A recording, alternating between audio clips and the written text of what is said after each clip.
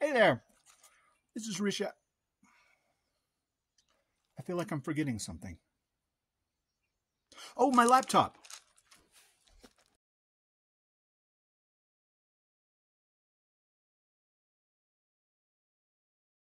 All right, here we are. The last episode. See, they're excited, and I can't really blame them. Today, I'm going to be talking about the Jawa, the last Cantina patron, and one that is very close to my heart.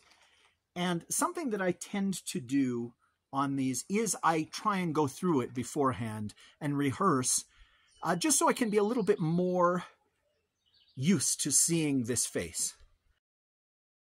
I always have an awkwardness looking at myself on camera, and so a rehearsal helped me just know what I was going to say. And unfortunately, the sun was out and it was super bright.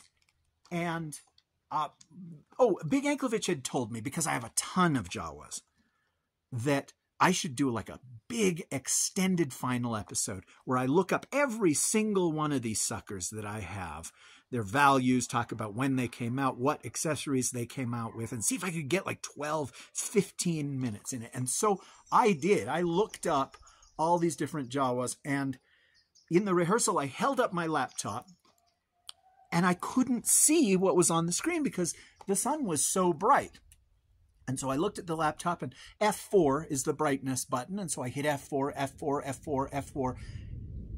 And one of the times I hadn't hit F4, I had hit F5, which is the refresh button. But I'm up here in the mountains. There's no internet. It just cleared the screen, and I pouted and I fumed, and I was just like, well, fine, I guess I won't be doing a final episode. And I went back indoors. And then it started to rain, and it was one of those cool nature rains where the sun is shining, but the water is pouring down. And I thought, if I were a real man, I would go out there and I would still do my Jawa episode, and I would do it in the rain. And I thought, yeah, that's what I'm going to do. And the second I got my phone out to make the video, he called it. The rain stopped. But it's okay. No big deal. I want more. So today, let's look at these Jawas. These guys came out in Power of the Force 2. And I just loved them. They were a 2-pack with these two. Yeah, cannibalism going on over there. Maybe I should turn the camera. That's way more entertaining. But they've got these little pieces of plastic, clear plastic, right in the hood so that light can come through, and it makes it look like their eyes are glowing. It's a really, really cool effect, and I remember it was about 1997 that I saw these at a store, and I scooped them up because I just thought that they were neat. And then later, when KB Toys was having those big bins where things were very, very cheap, I bought a couple more, and I bought a Dewback Lizard and a Darth Vader and an Emperor and a throne and a Boba Fett and some Cantina aliens. I can't remember exactly how much stuff I had, but I moved away to Los Angeles, and my car got broken into, and they stole two things. Well, they stole three things. They stole the radio. I mean, because that's what they did. It's tradition. You're beholden to that. But they also stole my copy of USA Today that I bought on September 12th, 2001, that was all about September 11th. And they stole my bag of Star Wars figures. So I went from having this bag of really cheapy guys to having nothing. But as the years went by, I would encounter these guys from time to time, and I would buy them again. And in front of me, I have so many different Jawas.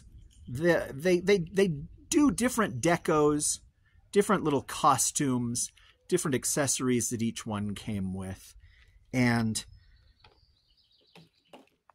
you could see the evolution of how simple these first couple were compared to the later ones. I have a cloth one here.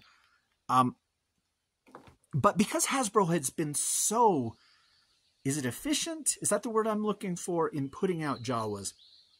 These guys don't really have any value. You can buy them for $2 or $3 a piece. You can buy a set of like 5 for $20, or maybe even a better deal than that. At this point, I would have held up the evidence and we looked at it. And so I've got 10 here. Now, what would be great is when I was bending over to show you my big ball of Jawas, there's some like dude wearing a skin mask just standing back there, and it's a revelation, and you guys go, oh, he planned this. But who would upload the YouTube video when I was dead? So I didn't plan that. I love Jawas. There's something, now I have 9. There's something just so fun and unique about them. And when I was a little kid, I had a trading card, and it had a close-up of a Jawa's face, and you could see deep in there some kind of wrapping, an alien mouth and stuff. And for all these years, I have thought, well, that's what Jawas actually looked like. But I found out just this week in researching the final video that they just used black gaffer's tape to wrap around the light attachment. And so the little creature goblin face that I had seen in that trading card was my imagination. It was just the way the light hit the wrapping. And if you can see this, I don't think you can, right? You can see the little wrapping there.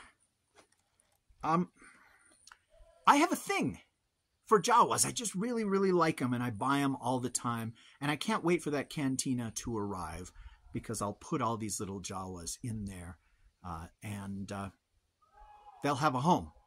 Yeah, see, they disagree. Why don't you mention in the comments what Star Wars creature or army builder that you feel that way about, and we'll have a fun conversation about it. I'm not sure if this all has been a fun conversation. I enjoyed doing it a lot. A part of me says, just like them, you should do this again with like Jabba's Palace denizens and stuff. But this is the final episode of the Cantina Alien Marathon. And I hope that you've enjoyed it. And if not, this is the final episode of the Cantina Alien Marathon. And so you can at least enjoy that. I've been Rish Outfield. And you will never find a more wretched hive of scum and villainy than the comments section on YouTube. Bid with confidence.